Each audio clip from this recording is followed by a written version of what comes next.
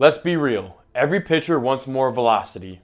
More velocity equals more opportunities, more strikeouts, and ultimately more looks from college coaches. The problem? Most pitchers chase velocity in the completely wrong way. They try to throw harder without a plan, or they go on Instagram and look up a bunch of random drills. Normally they end up hurt or stuck in the same exact place as when they started. I'm going to break down my 7 pillars that you need to follow in order to gain velocity. If you follow these, I guarantee you will throw harder. The first pillar is intent. Think about it. No sprinter jogs during practice. For them to improve their 100-yard dash, they have to practice that 100-yard dash at game level intensity. It's the same exact thing with pitching.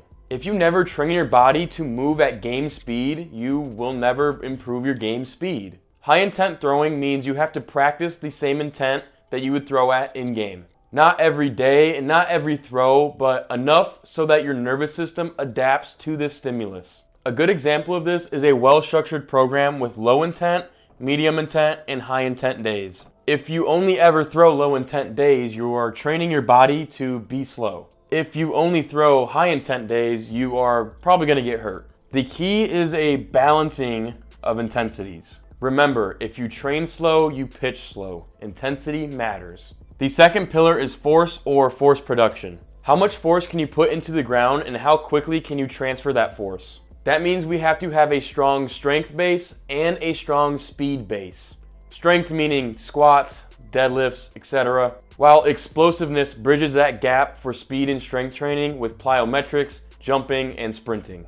Think about it like this. A Ferrari engine doesn't do anything in a Prius frame. It simply won't go anywhere. That means you need both strength and speed to supplement each other. You need the horsepower and the ability to fire it quickly. In short, plyos plus strength training equals velo. Make sure we are adhering to progressive overload, meaning we jump 5 to 10 pounds from your previous session of lifting. The third pillar is mechanics. You can be strong and explosive, but if your mechanics suck, you're pretty much capped at where you're at. Mechanics are about efficiency and weight transfer. I want you to think about sequencing, stability, and timing when we talk about mechanics. Sequencing, hips before shoulders, shoulders before arm. Stability, a strong lead leg block and core strength. Timing is the synchronicity of your whole body mechanics. We need to make sure you're not rushing or dragging your timing. Mechanics need to be efficient and you need to focus on these 3 things. To me, we need to make sure that you have a weight transfer within your windup, you have a strong lead leg block, and there's some sort of downward movement or hinge in your back leg. Of course, you can't open up early, so we need to make sure we're opening up at the very last second of our motion. The fourth pillar is frequency. Now, going back to the intensity thing, you can throw intensity and expect velocity to go up, but you have to do it a certain amount of times. You don't gain velocity from a once-a-week bullpen at super high intensity. It's built through consistent exposure to high-intensity throwing. A structured training program having you throwing 4 to 5 times a week with valid intensities is a great recipe for velocity growth. Again, we just got to make sure we're doing it enough times so that our arm builds an adaptation to the work that you're putting in. The fifth pillar is mobility. This is a super overlooked piece of the velocity formula. You can bench, squat, and deadlift super heavy, but you have to make sure you're moving well on the mound. On top of that, you have to have relatively strong strength in deep ranges of motion. Pitching demands high mobility in the hips, shoulder, and elbow joint. But mobility without stability is useless. You have to be strong in those deep ranges. Add in strength exercises at your deep ranges of motion. Split squats with full depth, overhead stability work, and my favorite, controlled eccentrics. This keeps you healthy and builds that low-key strength you need on the mound in those deep ranges.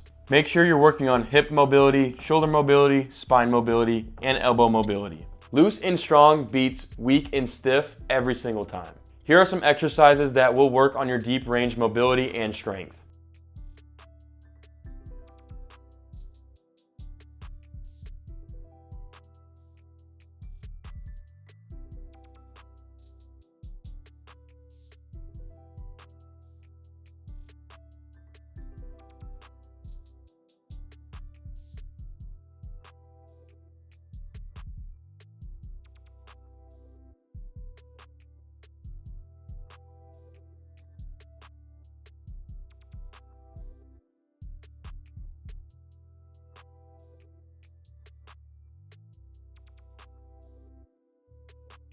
Pillar number 6, man, y'all know this is my favorite. If you've been on my Instagram page, triphasic training. Hear me out, man. Hear me out real quick. Triphasic training. Hear me out. It is the best kept secret of all time.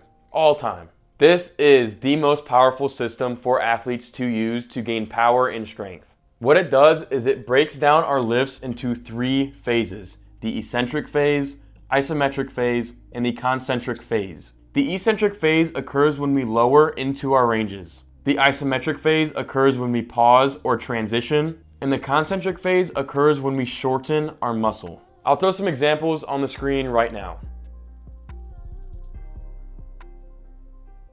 With triphasic training, we have a 3 to 6 month process where we break down each phase into their own month of training. So, month 1, you would tackle eccentrics, month 2, isometrics, and month 3, concentrics. Month 4, we would put them all together. When you put them all together, you become a superhuman freak athlete. And guess what? Pitching uses every single one of these phases. When you can take a whole month at a time to really expand upon each phase, they get so strong when you put them all together. Training all 3 phases builds insane elastic power, durability, and a huge transfer into velocity. Pitching is triphasic. Train like it. Our final pillar in building our velocity is tracking.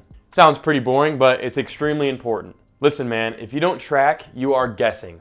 You have to measure your velocity when you throw. Tracking gives you immediate feedback on what is working and what is not working, proof of progress and motivation, and data to adjust when you eventually, and you will, plateau. It doesn't have to be fancy, man. Just record your velocity metrics with a radar gun, a pocket radar, and write down on a piece of paper with the date that you recorded it. The point is, what gets measured gets managed, and what gets managed gets improved. Because you could do all this stuff, every other pillar that we wrote down, and if you don't track, you have no idea if it's really working. Sure, you might feel like your arm is stronger, but I can just tell myself that any day of the week. You have to make sure you are tracking your velocity. I recommend tracking your velocity weekly or bi-weekly. On top of this, make sure we're writing down a velocity goal on paper. Be specific with your goal and write out a specific time frame you want to reach a certain velocity by.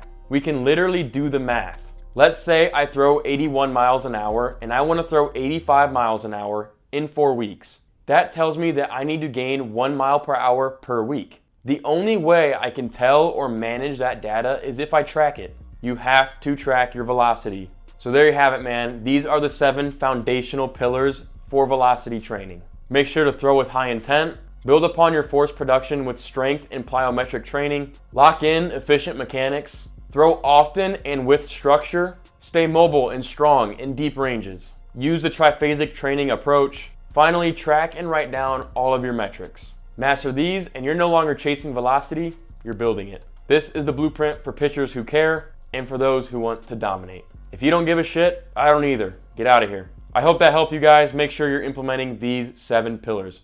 I'm out of here.